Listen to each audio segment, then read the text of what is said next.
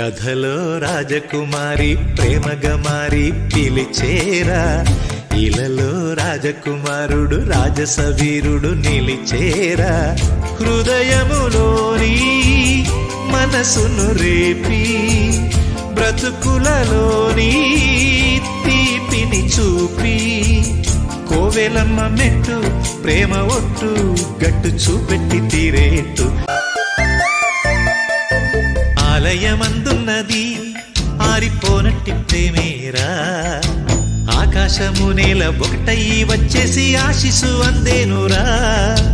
ప్రేమొక్క పిచ్చిదిరా, ప్రాణమిచ్చెంత మంచిదిరా. చెయ్యెత్తి ముక్కంగా జేగంట కొట్టంగా ఆ ప్రేమ పండేనురా. కోరుకున్న కోరికలు సాగిపోవు దీపాలు,